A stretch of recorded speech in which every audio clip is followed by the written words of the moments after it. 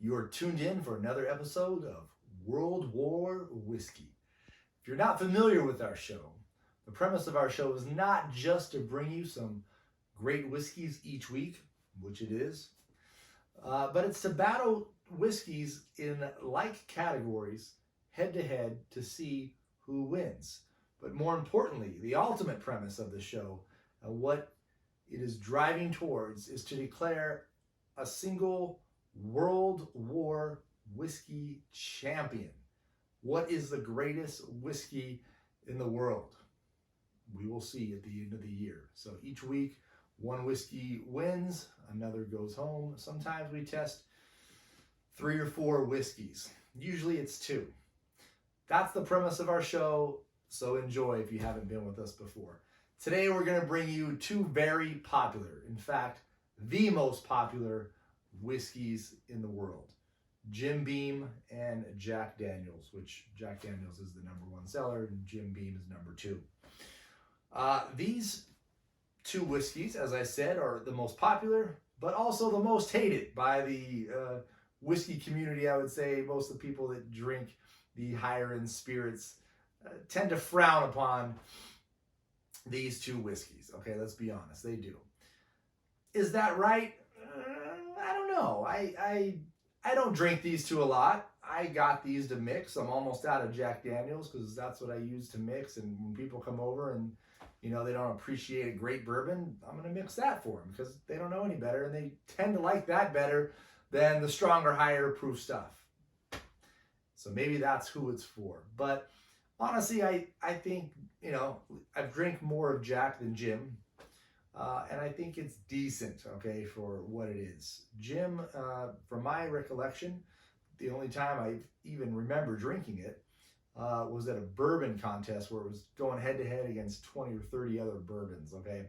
I didn't even get through all of them. There's just too many to try. And compared to some of these top shelf stuff, I mean, it was definitely on the softer side, on the weaker side.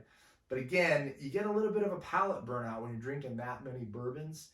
So I wanted to come back and give it a fair shake, because sometimes drinking it, depending on what you're eating with, or even drinking it first and versus drinking it 10th in a lineup, can really change what you're tasting. And also, even out of 2 whiskeys, drinking it first and then going back to it after the second one can change sometimes what you're picking up in the flavor profile and the perception, okay? So let's give these 2 a fair shake. Some of you guys might be interested in this video, other you guys may not. If you've made it this far, stay tuned just to see. It's a fascinating story with both of these whiskeys. This Jim Beam being a Kentucky bourbon, Jack Daniels being a Tennessee whiskey, and technically there's been a lot of arguments, is Jack Daniels a Tennessee bourbon? Because many consider it to be a bourbon since it's aged 2 years or more and has the right profile of corn and rye and all that. But Jack Daniels wants to be known as a Tennessee whiskey, not a bourbon. But there is a such thing as Tennessee bourbon. Okay, sometimes people say, no, there's no such thing. There is, okay? But there's all types of debates as to which is right, and we're not going to get into that here. But here's an easy way for those who aren't real familiar with how to remember whiskeys, bourbons, scotches. As far as age statements go, think of whiskey as a year old. In general, whiskeys are aged about a year. Now, it doesn't have to be, but just for ease of remembering, think of it that way. Now, to be a straight bourbon, you got to be aged at least 2 years. So whiskey a year, bourbon has to be aged at least 2 years. Now, a lot of whiskeys are aged more than that, but again, just for ease of remembering. Whiskey a year, straight bourbon 2 years, Scotch 3 years, and to be an Irish whiskey, it has to be 3 years and 1 day, since the Irish are always trying to outdo everybody. But, so that's the minimum requirements for those. Now, a lot of times in Scotches, you get 20, 30 years type of aging going on, okay? With the others, you're probably not going to get that long of aging because there's different ways that they're creating flavor profiles and whatnot. But you do get into higher aging bourbons and Irish whiskeys and even, Tennessee whiskeys. But let's try these and let's see what we think. Who's going to win? It's kind of like I said, a Coke or Pepsi battle. Did I say that? I think I said it. I don't know. But I've said it before. I can't remember if I said it here tonight live or not. But it's two very popular ones. Everybody knows. Everybody has an opinion about. But let's give them a fair shake head to head. So let's start with Jim Beam, which Jim is the oldest of these two. In fact, one of the oldest, just period. The Jim Beam's been around since, as you can see, it's a very light kind of bourbon color there, but it's been around since 1795. It was originally called Old Tub, and then later was named Jim Beam. Okay, actually, originally it was called Old Jake Beam Sour Mash. That was the original name. Okay, back in the 1700s. Before it was Old Tub, and then in 1943, I think it was, became Jim Beam. Now, Jim Beam's been around a long time. This was probably not the stuff they were drinking in the 1700s, but at least since 1943, probably prior to that even, this is what they were getting, okay? Now, interesting story before I sip this, so let's prepare ourselves, is in 2003, there was a massive spill over here at the Jim Beam facility in was it Kentucky? Is it Kentucky? I guess it has to be, right? Because yes, it was Kentucky. Lynchburg, Tennessee, Kentucky here.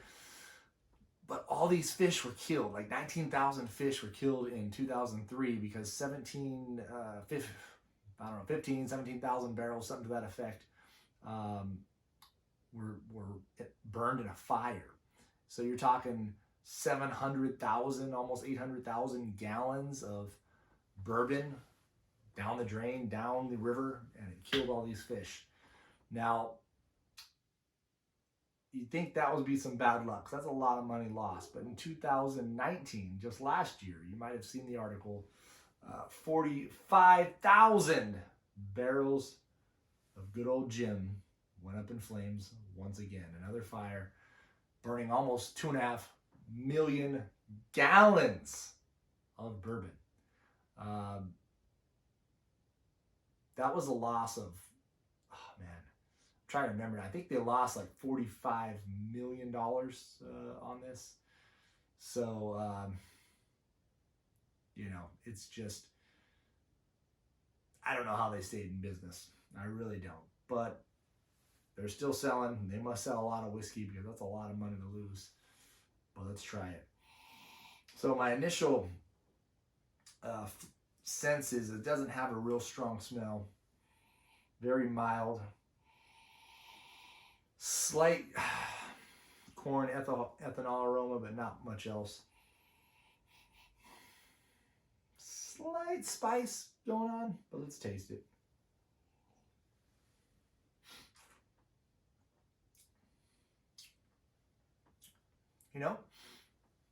As I said, I haven't had this since tasting it with a ton of other bourbons.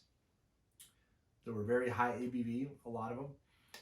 And this is definitely better than I remember. I remember that being very, very light, very weak and watery. But that's because it's a 40%er. Both of these are 40%ers. And it isn't half bad just drinking it by itself right now. So definitely got a little bit of a sweeter taste than I remember.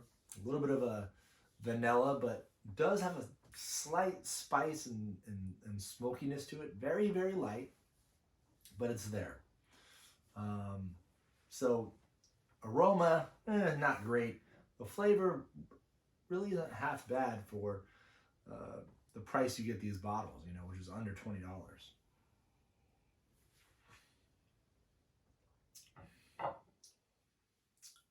A little oaky, a little bit of oak we were picking up, maybe even some honey notes going on there. So, hey, I'm a little impressed for what I was expecting. It's better than I thought it would be. And as I said, we owe it to these two to test them here on our channel because they have stood the test of time and are in every bar in the globe. So we need to answer, who's better, Jack or Jim? Let's see.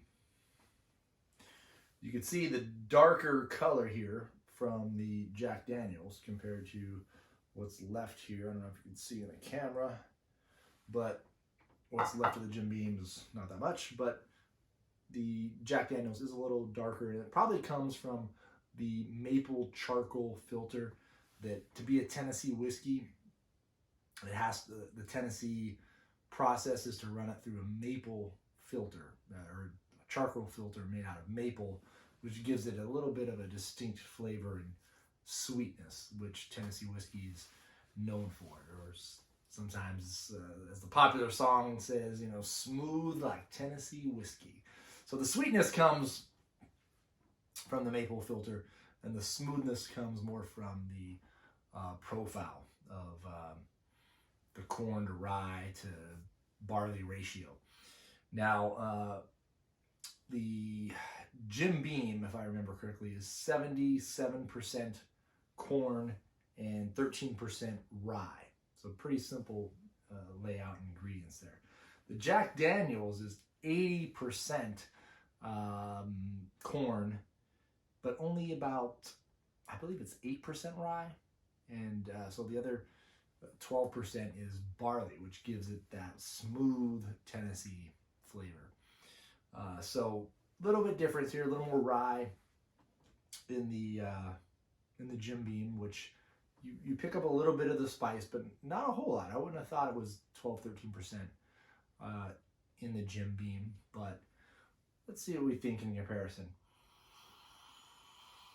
Whew, yeah, you know what? The aroma of Jack Daniels is good. I'm not gonna lie, it's much better than Jim Beam, and in fact, its aroma is one of the better bourbons or whiskeys I think I've smelled on this show, just from a pure scent profile. I think I said of one other bourbon, I'm not sure which one it was now, I would wear that as a cologne. But this is one I would, you can make a cologne of this and it would, just sweet and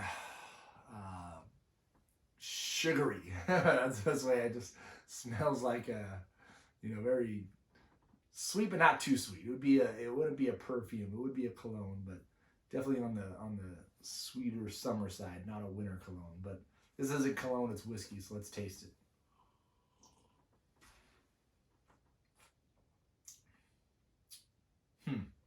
Wow. I'm picking up a lot of oak and wood, or oak and wood is the same.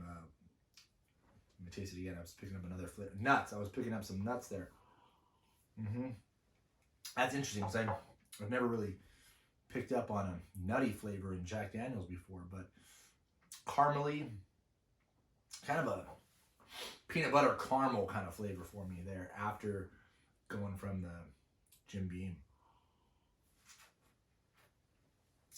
It's not bad.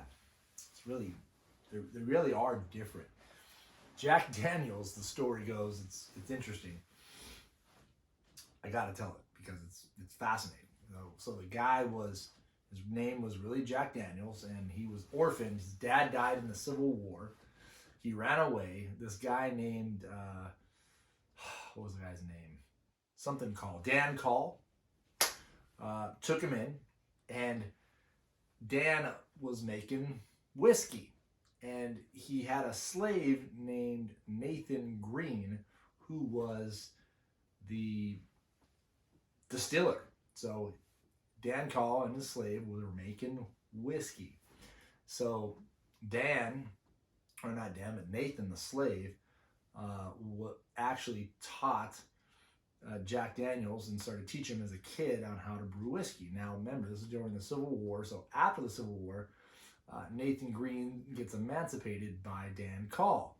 But like all good things, you just can't give them up.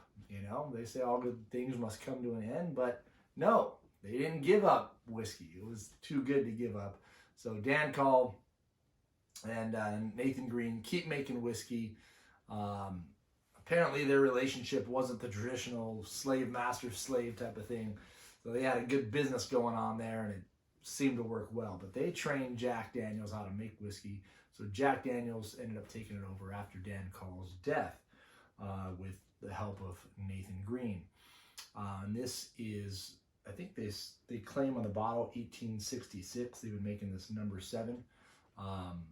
Some claim it was that they didn't patent it till about 10 years later, but late 1800s, they're making this Jack Daniels number 7.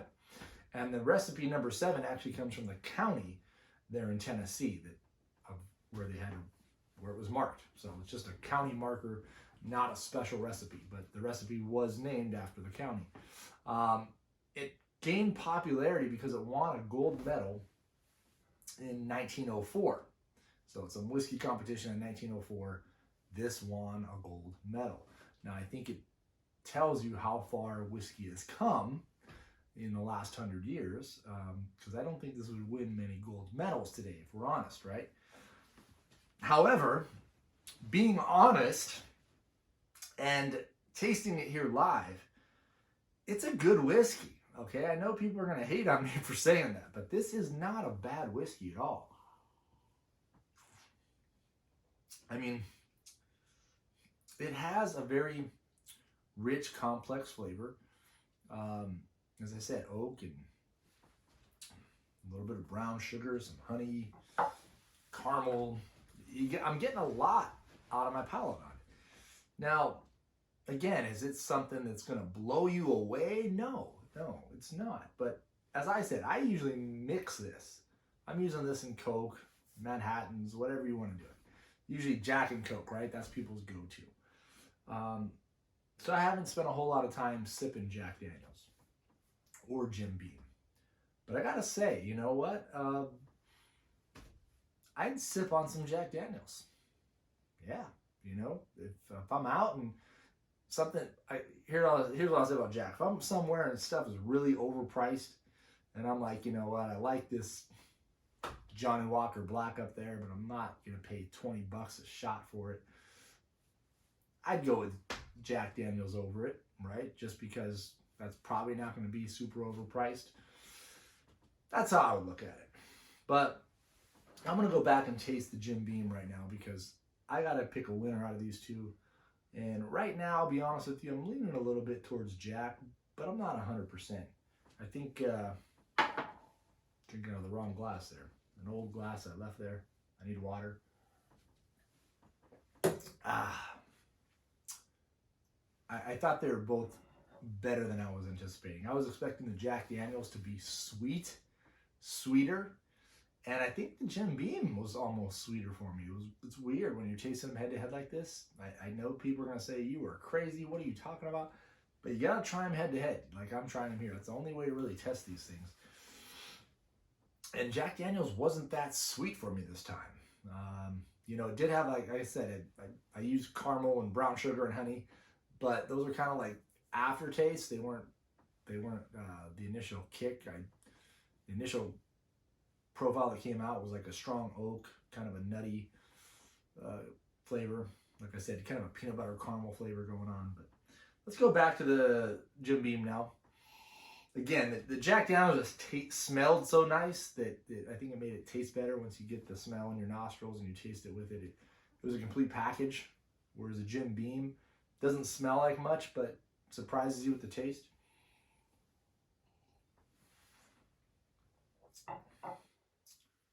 And I know there are people that I've known that have sweared by both of these and as far as over each other. Like, oh man, Jack is terrible, but I'll drink Jim. Or people saying, dude, Jim Beam's just terrible. I mean, I'll drink Jack Daniels. I don't love Jack Daniels, but I'll drink Jack any day over Jim Beam. They'll say stuff like that. And a lot of it's preference. It's like the Coke Pepsi thing. Some people won't even drink a Pepsi if there isn't Coke. To me, I'm like, I can taste a slight difference. Pepsi's a little sweeter, but I'm going to drink a Coke and vice versa if they don't have one, right? But some people are purists and they just get that flavor and they're like, I'm not doing anything else. So once again, let's taste this. Make sure we're not missing anything. The Jim Beam definitely tastes like a more traditional Kentucky bourbon. It is a little softer, but it is a little spicier and smokier than the Jack Daniel's is, for sure.